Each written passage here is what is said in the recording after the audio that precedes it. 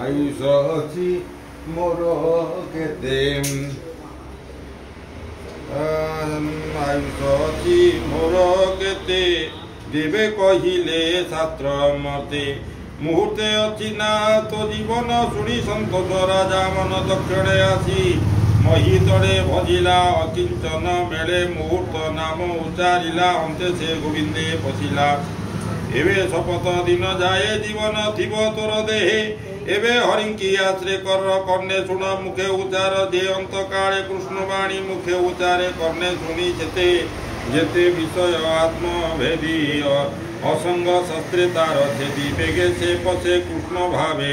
शुण कहिबा तते एवे से प्राणी अंत काल जानी आत्मारे हित मने गुणी घरु बाहर होई बने तपवाचरे धीर मने स्नान सारी तीर्थ जले आसने बसिब निचल एकांत जे विधि आसने प्रथम आश्रम लक्षणे अभ्यास करी शुद्ध मने मृत ब्रह्म सुमरणे प्राण पवन जोगे वृद्धि सकल इंद्रिय निरुद्धि बुद्धि सारथी आश्रय करी विषय समूह संहारी कर्मे चंचल मन बड़े निरपी कृष्ण पाद तले तार शरीर अवयवे चिंतिब एके एके भावे मन को निवर्षिब करी सकल चिंता परिहरी मन प्रसन्न जेते बेले ज्ञान अप्रसरे सुनि चले स्वभावे मन दृष्टपणे आवृत रजतम गुणे एणु धारणा से करी मनरे मल अपहरी एमते जोगर धारण जोगिक भक्ति लक्षण जे भक्ति धारणार बड़े जोग प्राप्त अल्प काले मंत सुर मुख मुख गुणी परीक्षा कले मने गुणी राजा परिचित बाच धारणा जोग चिते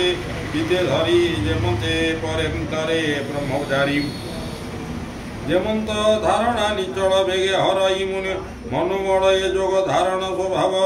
जे शास्त्र मार्गे अनुभव गुरु वचने जीवा किवा जानी जोग धारण परिमाणे जेणे अभ्यास प्राणी करे जेमंते मनुमल हरे ता विधि विधान जुगते संक्षेपी कहम कृते मंत राजांक वचने से सुख कहन्ति प्रसने से सुख कहन्ति प्रसने से सुखवाच जित आसन जित प्राण जित विषय इंद्रिगण स्थूल शरीर बुद्धि बड़े मन को तापिब निचले विशेष गोविंद शरीर अत्यंत स्थूलतर जही संसार परमाण भूत भविष्य वर्तमान ब्रह्मांड बसे जार देही सप्तावरण युक्त होई विराज पुरुष ये मध्य बसे धारणा अनुवादे ब्रह्मांड चतुर्दश पुरा प्रणाम जार शरीर क्षुण कहिबा अध ऊर्ध विराट रूप अंग मध्य पाताड़ बोली पादमूल प्राची पादाग्र रसातल चरण गुल्प महातल जग जुगल तलातल सुतल बोली जानु जुगे वितल तलाउरु भागे जघन देश महितल नाभि विवर नभतल सुलोक हृदय बसे ज्योतिष मुह पर कासे कंठ आश्रित महामलोक बदने बसे जनलोक ललाटे तपोलोक बसे सत्य कल्पित शिर देशे बासवादी दिगपाड़े जहार भुज सुविशाल कर्ण जहार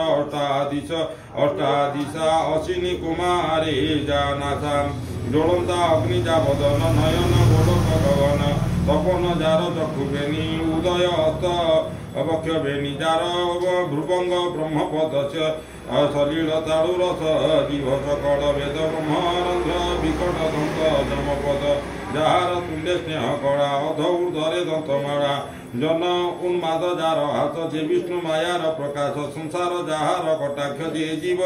लभे जा प्रत्यक्ष ऊपर ओटे लज्जा बसे लोभ बसई अध देशे धर्म बसई तन जुगे अधर्म बसे पृष्ठ भागे हे मेढ बसई प्रजापति मित्रावरुण कोशे स्थिति उदधि जहार उदय अति समूह महिधर शिरा समूह नदीगण वृक्ष औषधि तनुरम अनंत बीज जही बसे श्वास पवन अणजासे जार गति जान काल जीव संसार जार खेल जिमुति गण जार केसे संध्या जहार निजवास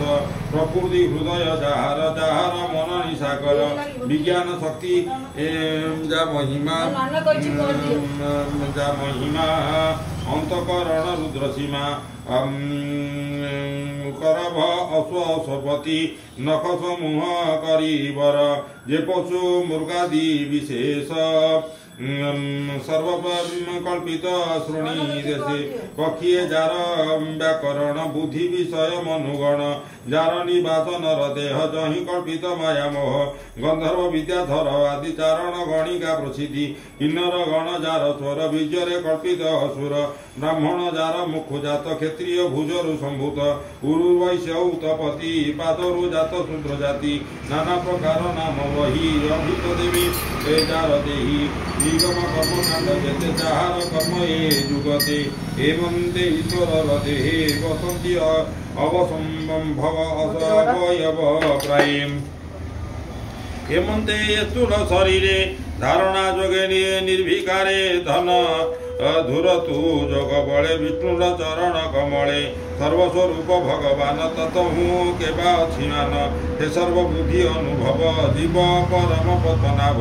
सत्य परमानंद विधि तार भजन सर्वसिद्धि जन्म मरण जार तहु केबा गोचरे ताहा कहु स्वप्न जीवर जेमते देख इंद्रिय वृत्तांत से सर्व मिथ्या जीव सत्य ये ज्ञाने हुआ मुक्त हेमंत कही सुख मुनि हर से हरिभाव घेनी आनंदे परिकित मेले जहा कहिले गंगा कूले द्वितीय स्कंदे भागवत कहिला विप्र जगन्नाथ अमृत वाणी रसमय